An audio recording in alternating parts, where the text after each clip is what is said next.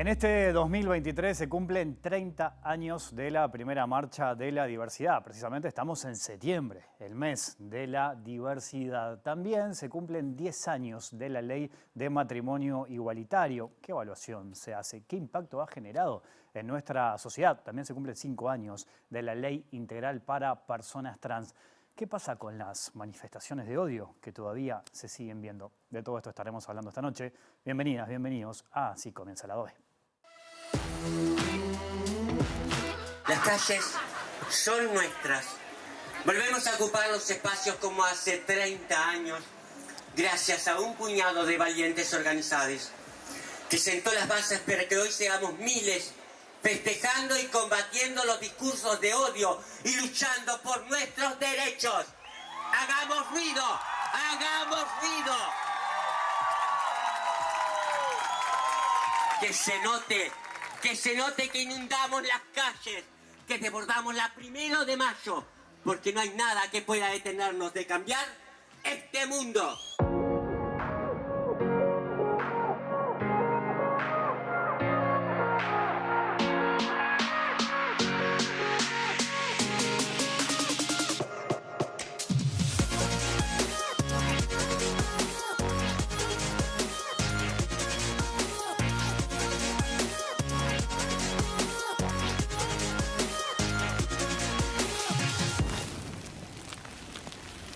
Y de este tema estaremos hablando esta noche aquí en Lado B, en la pantalla de TV Ciudad, con Sergio Miranda, director de la Secretaría de Diversidad de la Intendencia de Montevideo. Sergio, es un gusto recibirte. Bienvenido a Lado B. ¿Cómo estás? Muy bien, muchas gracias. Un placer estar acá. Bueno, gracias por la invitación. en este septiembre se habla un poco más. Eso no quiere decir que no se trabaje el resto del año, ¿no? Se viene trabajando en distintas políticas públicas en ese sentido. Pero ¿dónde está puesto el foco en este 2023? Bueno, primero en trabajar muy intensamente, digamos, de todo lo obtenido a nivel de derechos. Siempre decimos que lo que no se defiende y lo que no se protege está en riesgo, ¿no?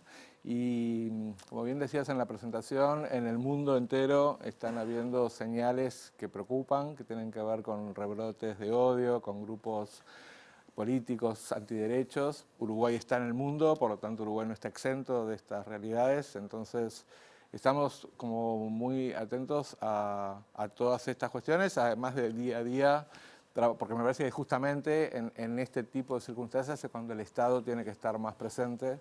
Y la Intendencia de Montevideo viene trabajando los temas de diversidad desde hace mucho tiempo.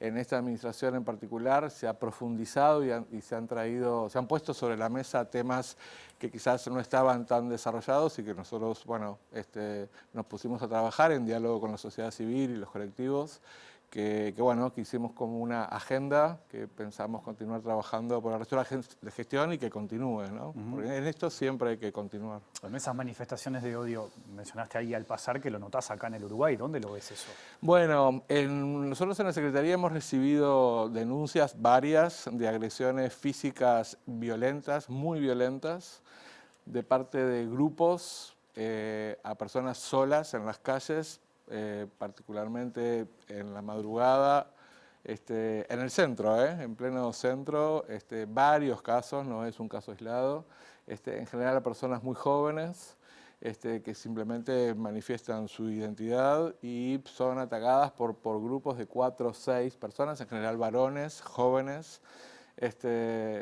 Y estos casos no trascienden a la denuncia, muchas veces la propia víctima no quiere denunciar, por múltiples motivos. Uno de los que más escuchamos es porque sé que no va a pasar nada, y eso nos preocupa un montón, naturalizar de que una denuncia no tiene un efecto.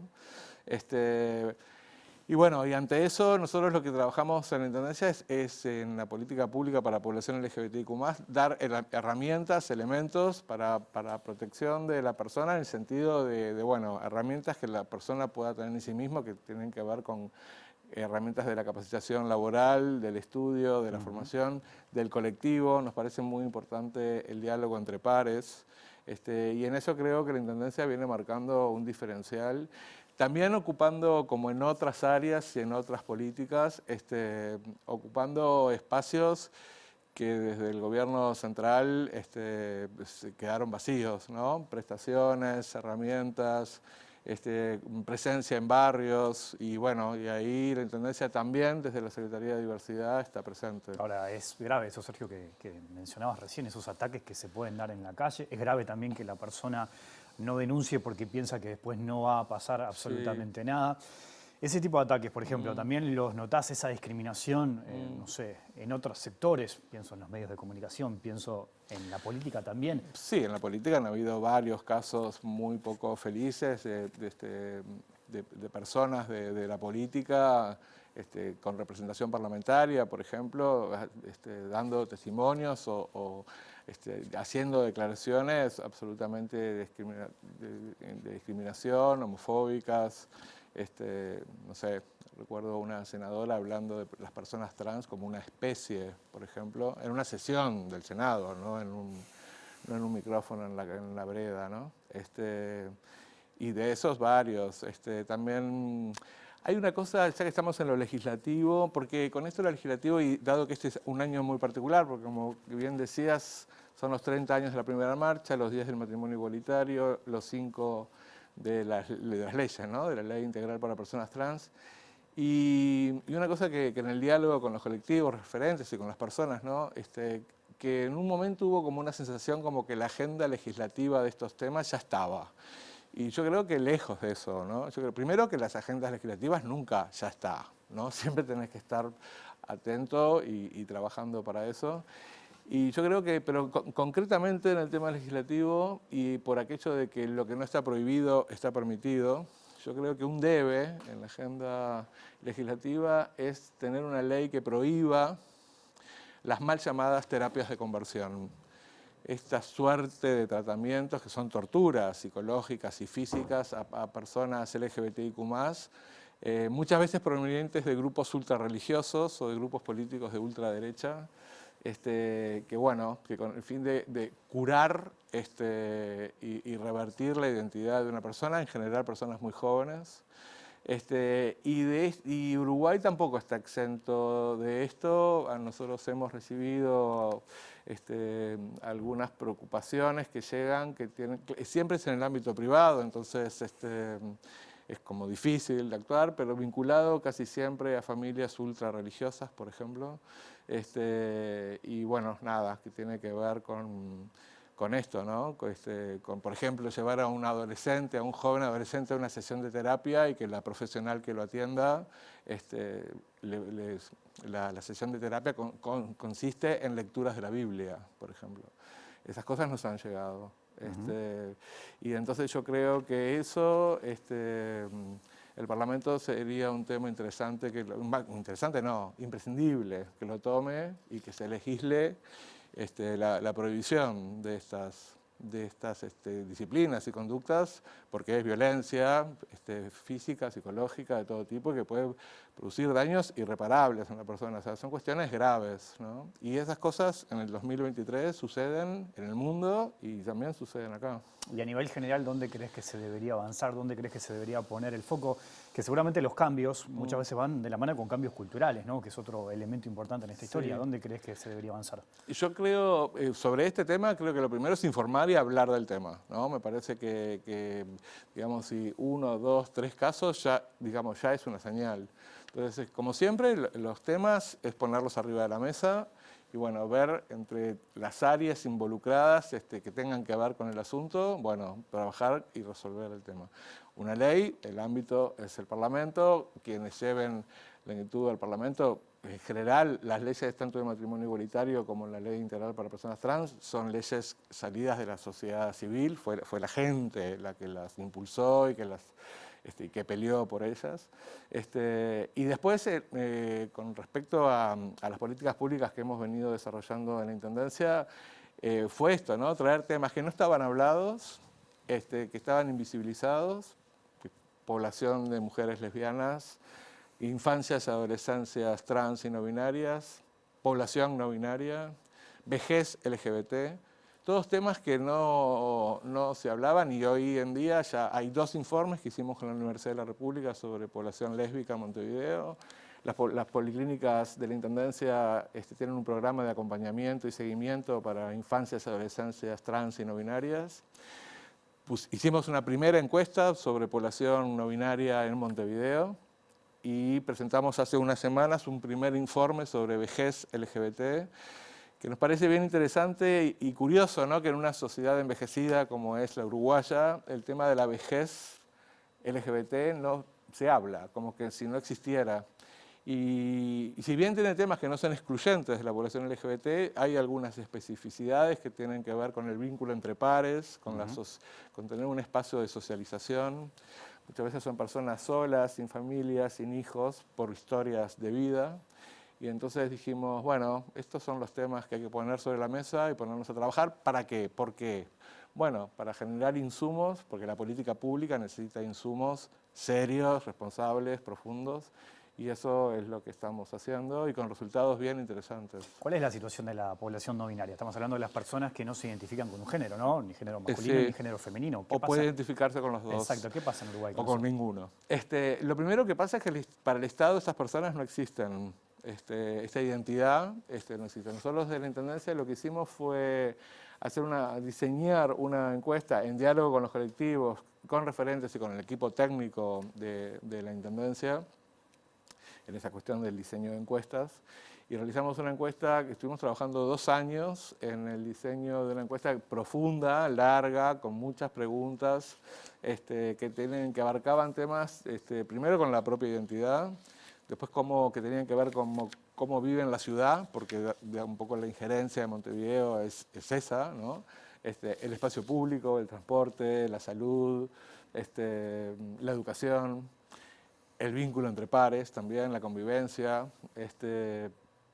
Y después, de ese resultado en pocas semanas tuvimos casi 900 respuestas, de las cuales unas 400 que fueron las primeras en el primer fin de semana, que resultaron ser falsas, eran un producto como de trolls, digamos, ¿no?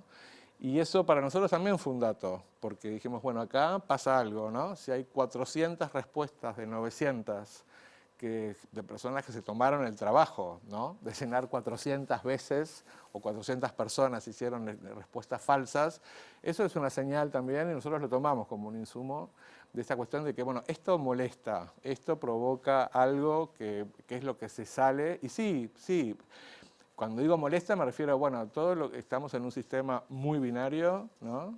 Todo es negro o blanco, hombre, mujer, día, noche, y el universo es mucho más que eso y el ser humano es mucho más que eso. Entonces, ¿para qué hacemos esto? Bueno, porque nosotros en la Intendencia ya a nivel, por ejemplo, de los formularios, para inscribirse a un programa, para un llamado laboral, para un proyecto de fondos culturales, etcétera, de las muchas oportunidades que brinda la Intendencia de la Ciudadanía. Por ejemplo, en los datos de identificación, ya incluir la identidad no binaria como una identidad, y eso, que parece un detalle insignificante para la persona que se identifica con esa identidad, es la diferencia entre sentirse incluido, y que esa persona se sienta incluida o no. Que ese llamado también es para esa persona. Y eso es mucho. Son pasos, falta mucho para trabajar. Y después, bueno, también el Estado a nivel nacional, ¿no? Son temas complejos, no son temas que se solucionan del día a la noche, para nada. Hay que empezar a trabajar y nosotros hemos empezado a trabajar con mucho entusiasmo y mucha perseverancia, que es algo que nos caracteriza. Mencionábamos recién en la introducción y ahora en la charla, ¿no? La ley de matrimonio igualitario cumplió 10 años. ¿Qué evaluación hacen? Bueno, me parece un derecho fundamental. Yo creo que lo primero que siempre digo respecto a la ley de matrimonio igualitario es que hizo que Uruguay dejara de tener ciudadanía de primera y ciudadanía de segunda. Hablando de estos temas, después habrá otros que quizás siga pasando. En este tema específico del derecho al matrimonio, creo que fue un antes y un después. Uruguay emitió un mensaje muy potente al mundo. De hecho, la repercusión internacional que tuvo esa noticia, lo recuerdo porque me tocó en primera persona el asunto, y que fue de un impacto hasta el día de hoy, ¿no? Claro, protagonizaste el primer matrimonio. Sí, digamos, ¿no? sí, por supuesto, no lo digo por la experiencia personal, sino nos dimos cuenta del efecto que había para Uruguay, tenía eso para el mundo, y hasta el día de hoy Uruguay para la comunidad LGBT internacional, Uruguay sigue siendo un país referente como modelo de tener un marco legislativo que reconoce, protege y defiende los derechos de las personas. En estos 10 años que ha pasado, yo creo que mucho en esto, porque el matrimonio es mucho más que el contrato, ¿no? Es tener todos los derechos que implica un vínculo de pareja, derechos a la salud, al trabajo, a la licencia, ni que hablar de patrimonio, hijos, herencias, protección familiar. Y además es eso, un reconocimiento a la persona y al vínculo. Y creo que habla muy bien del país, creo que habla de un país inclusivo, diverso, igualitario, y sobre todo esto, ¿no? Que no hay personas de primera y personas de segunda, un grupo de personas que pueden acceder a un derecho y un grupo de personas que no. Eso es lo primero y fundamental. El año pasado se casaron cerca de 300 parejas. En lo que va de este año van cerca de 100. ¿Qué te dicen esos números, por ejemplo? Bueno, eso incluso varias veces hasta me hacen bromas al respecto, como que hay más matrimonios igualitarios y que duran más incluso que los no igualitarios.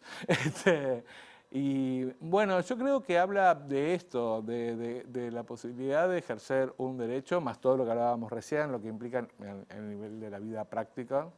Pero yo creo que hay mucho de esta cuestión de como el orgullo, si se quiere, de vivir en un país, sobre todo en un contexto como este que hablábamos hace un rato, ¿no? En un mundo que es hostil, que es difícil, incluso a nivel de la región, no necesitamos irnos a Europa ni a otros lugares.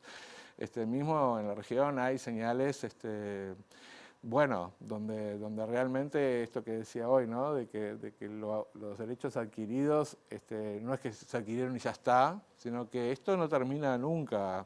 De hecho, aquí mismo han habido algunas manifestaciones o planteos de derogar la ley de matrimonio igualitario, de derogar la ley del aborto, marihuana, etc. La expresión agenda de derechos como una expresión casi como una mala palabra. Bueno, entonces todo eso tiene que ver con esto, ¿no? Claro, esto también de los derechos adquiridos me lleva a conectarlo también con esto de los aniversarios, los 5 años de la Ley Integral para Personas Trans, sí. Lo que significa, por ejemplo, tener derecho al acceso a la salud, al trabajo. Hay un montón de elementos que rodea este tema, ¿no? También es importante, me parece, señalar que una ley es muy importante por todo lo que ya hablamos, ¿no? Reconoce, protege. Ahora, una ley aprobada no es la solución a un problema. En el caso de la Ley Integral para Personas Trans es muy claro. Las personas trans siguen teniendo enormes problemas de inserción laboral. Es una población, si bien claramente hay un panorama diferente al de hace, por ejemplo, 5 años atrás, digamos, si hoy, por ejemplo, mismo en la Intendencia hay personas trans trabajando, universitarias, un panorama impensable hace 10, 15 años atrás, ¿no? Y hoy casi natural. Personas trans en educación media, secundaria y terciaria, eso es algo reciente. ¿Pero por qué es algo reciente? Porque las personas trans primero eran excluidas de los hogares, por ende del sistema educativo, por ende del sistema laboral. Entonces era la exclusión, era la sumatoria de exclusiones que terminaban digamos, en el último recurso, que es la supervivencia a través del trabajo sexual. Eso sigue siendo una realidad. También está la población, tenemos que pensar en la población trans grande, más vieja, digámoslo así, con todas las letras, y que bueno, ahí hay un foco de atención que tiene que ver con vivienda, ¿no? Porque cuando la única opción es el trabajo sexual, y el trabajo sexual deja de ser una opción, por ejemplo, por el paso del tiempo, ¿y esa persona qué hace? ¿Cómo sobrevive? ¿Dónde vive? ¿Qué pasa con el invierno? ¿No? Lo digo así como a propósito para que son temas que la ley está muy bien, ahora hay que continuar trabajando y ahí otra vez el Estado, ¿no? Otra vez el Estado y las políticas públicas tienen un rol fundamental. Cuando ante una ausencia hay que estar presente. Después de muchos años se retomó una campaña de prevención del VIH, ¿no? Sí. ¿Por qué esa iniciativa y ese interés? Bueno, fue realmente un planteo que hicimos hacía más de 25 años. fíjate, estamos hablando de generaciones enteras, ¿no? De que, o sea, una persona que hoy tiene 25 años nunca en su vida vio una campaña de prevención y sensibilización sobre el VIH. Y en realidad el VIH es como un tema como que salió de agenda. Se dejó de hablar del VIH como si no hubiera más VIH en Uruguay, cuando los números hablan bastante al contrario de eso. Y entonces hubo un estudio del Fondo de Población de Naciones Unidas sobre salud sexual en varones, hubo resultados bien interesantes, sobre todo en varones jóvenes y muy jóvenes, estamos hablando de 14 a 19 años, por ejemplo, donde ahí había un foco, sobre todo con esto de sensibilización, información y prevención, sobre todo la prevención. Y entonces nos enfocamos en hacer una campaña dirigida a toda la ciudadanía, pero pensando mucho en esta población joven y muy joven. Hicimos una campaña para redes sociales, particularmente para TikTok, por el perfil de población que usa. Fue muy exitosa, muy bienvenida, con muchos resultados rápidos, inmediatos, y sobre todo la señal, ¿no? Bueno, desde el gobierno departamental, de que este tema es importante y bueno, una campaña que tiene varias piezas audiovisuales realizadas, con un trabajo muy en coordinación, por supuesto, con la División Salud de la Intendencia y el Departamento de Comunicación, y bueno, como muy bien recibido por parte de la población también, ¿no? Como mucho agradecimiento. Qué bueno hablar de estos temas. ¿Ustedes sentían que ahí había un vacío, que se necesitaba hablar del tema? Sí, sí, absolutamente, porque además las campañas de hace 25 años, si las vemos hoy, son nefastas, digamos, ¿no? Súper estigmatizantes, recurren al miedo. Y acá se trata de, bueno, hay una realidad que hay que ser consciente de ella, tomar precauciones y después vivir la vida, gozarla y disfrutarla, y no una cosa de censura, prohibición, miedo, si haces esto te va a pasar tal cosa, sino, bueno, hay una realidad, unas prevenciones que son posibles. Por ejemplo, el tema de los testeos que realiza la Intendencia durante todo el año, porque quizás hay días como el 29 de julio y el 1 de diciembre, que son los días que tienen que ver con visibilidad del VIH y SIDA, que se hacen los testeos gratis, rápidos y confidenciales en la Esplanada y en varios lugares de Montevideo, pero las policlínicas lo realizan todo el año con las mismas características, ¿no? Gratuitos, rápidos y confidenciales. Cuando quizás muchas veces en muchos servidores médicos privados, esto implica demoras y implica también, hay una cosa también con esto de la privacidad, ¿no? Vos vas y tu nombre y tu apellido te llaman para el examen de VIH, ¿viste? Es como una cosa que ahí también hay mucho para trabajar. Estos temas siempre hay para hacer más, por ejemplo, con el tema de la ley trans y la salud, bueno, también, ¿no? Sobre todo el tema de lo que tiene que ver con los tratamientos de hormonas en las personas que deciden, ¿no? Seguir los tratamientos, porque es importante destacar que ser una persona trans no es igual a ser hormonizada la persona, por ejemplo, o tener ninguna intervención en el cuerpo, pero las personas que sí deciden hacerlo, bueno, implica un seguimiento médico y sobre todo cuando todo el tema de las intervenciones, bueno, ahí hay cuestiones de demoras, hay cuestiones de prestadores de salud que se niegan a hacerlo. Y después hay cuestiones más graves, como algunas denuncias desde ACE, por ejemplo, que ha llegado denuncias por hacer ciertas intervenciones, intentos de cobrar, ¿no? Cuando teóricamente se trata de salud pública. Todos estos casos se han denunciado en el Ministerio y han tenido seguimiento, ¿no? O sea, digamos todo. Pero bueno, quiero decir que son cuestiones recientes, entonces eso, nada, son señales de que todos estos temas hay que trabajarlos todo el tiempo. Te propongo una pequeña pausa y seguimos conversando. Bueno, un placer, gracias. Ya sigue el lado B aquí en la pantalla de TV Ciudad.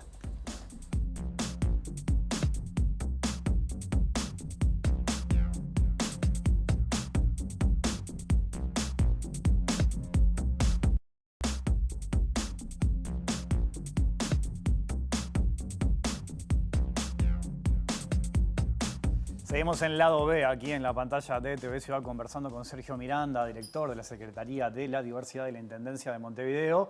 En este mes especial de septiembre, bueno, el último viernes de este mes tendremos una nueva marcha de la diversidad, ¿no? Mencionábamos hoy, se cumplen 30 años. Hay otras actividades previstas para este mes también, ¿no? Sí, bueno, la marcha es la actividad de cierre. La marcha, digámoslo, es organizada por la sociedad civil y los colectivos. La coordinadora de la Marcha por la Diversidad la integran varios colectivos que son, digamos, las responsables. La Intendencia apoya en la logística, digamos. Estamos hablando de la segunda concentración popular más grande que hay del país. Bueno, entonces ahí acompañamos. Y desde la Intendencia, bueno, hicimos muchas actividades, sobre todo vinculado con la cultura artística, que esto es el otro eje que que hemos trabajado mucho, que nos parece como muy importante. La cultura no solamente desde generar eventos o espectáculos, sino en abrir espacios para la expresión artística de personas LGBT, que eso ha sido también como un pedido, como un planteo que ha surgido, por ejemplo, del informe de población lesbiana, y de ahí surgió Insumises, el Festival de Arte Lésbico, la Semana de Arte Trans, lo que fue Pop Queer, por ejemplo, que hicimos, es un festival de música pop, pero es mucho más que eso, que se hizo en el Solís. Y eso para inaugurar este mes, inauguramos el mes de la diversidad por segunda vez en el Solís con Pop Queer, que es un festival de música donde hay varios artistas de estilos musicales muy distintos, con entrada libre, y que este año sucedió algo increíble, que fue que las entradas se agotaron en la sala principal del Solís. Las entradas se agotaron en 40 minutos y yo siempre digo que eso habla mucho de muchas cosas, ¿no? Que hay como una avidez, un reconocimiento, una necesidad de encontrarse y esta cosa de la expresión artística. Entonces, bueno, hicimos el sábado 2 trajimos a Sandra Mianovich como un ícono también de la cultura que también atraviesa lo intergeneracional, también, que eso también nos parece interesante. Y ahora el 26, el martes que viene, en el Jardín Botánico, la Banda Sinfónica de Montevideo, junto con la Banda Sinfónica dirigida por el maestro Martín Jorge, hacemos Sinfónica Queer, que es un concierto de la banda en compañía de Paola Dalto, la DJ, y cantantes nacionales invitados que realizan un concierto cuyo repertorio transita unos 40, 50 años de música, con los himnos musicales de la cultura LGBT mundial.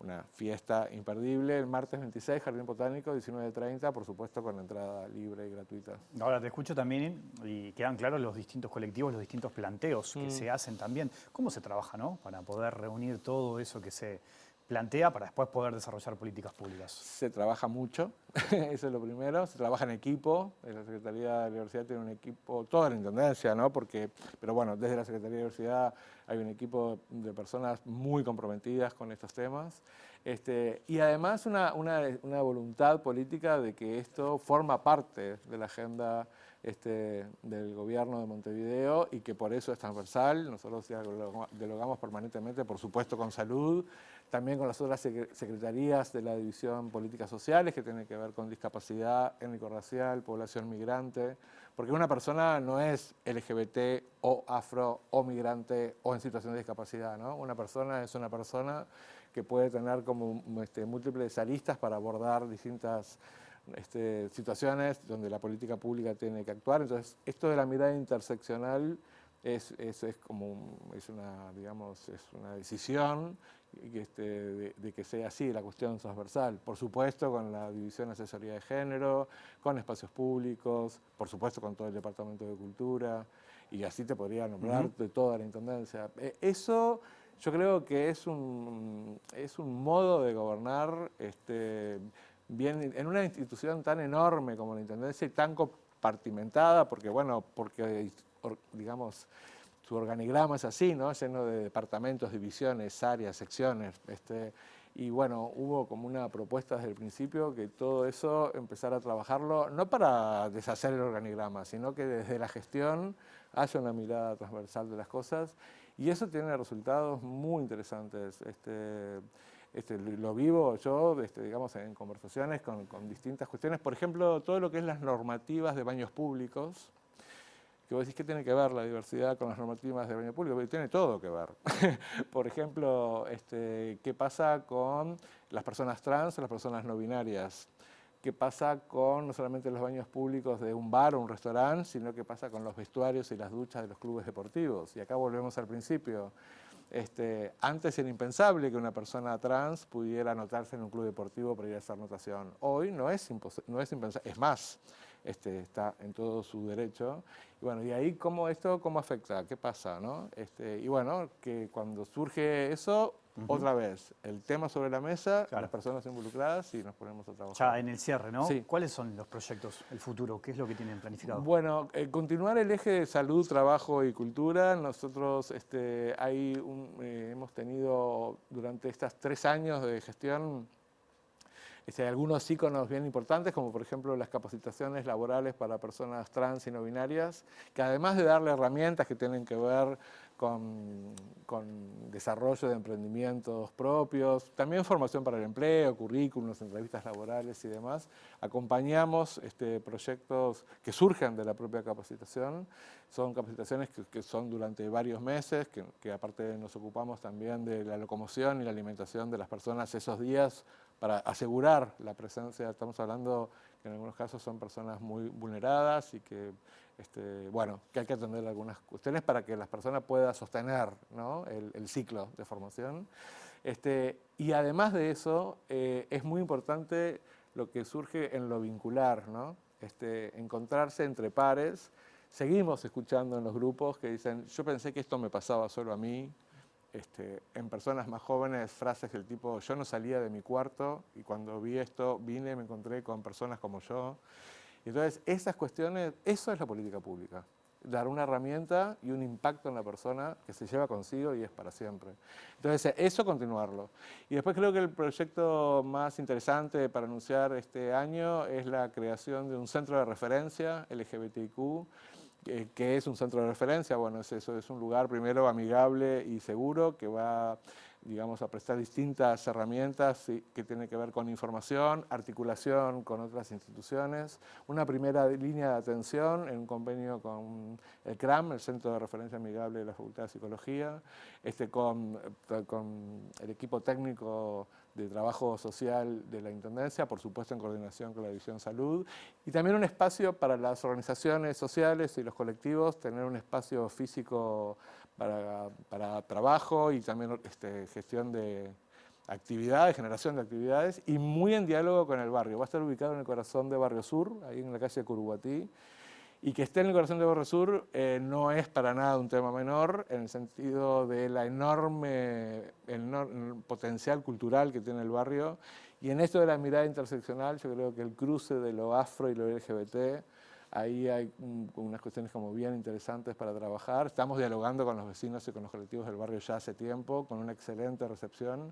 Y va a ser el primero del país y a nivel de la región también. O sea que, ¿Y cuándo tiene pensado? Ojalá que para fin de año. ¿De este año? Ojalá, sí. Sergio, te agradezco mucho tu visita. Un placer, esta noche al lado, como siempre. Nos vamos, volvemos mañana después de las 20 horas. Que pasen bien, chao.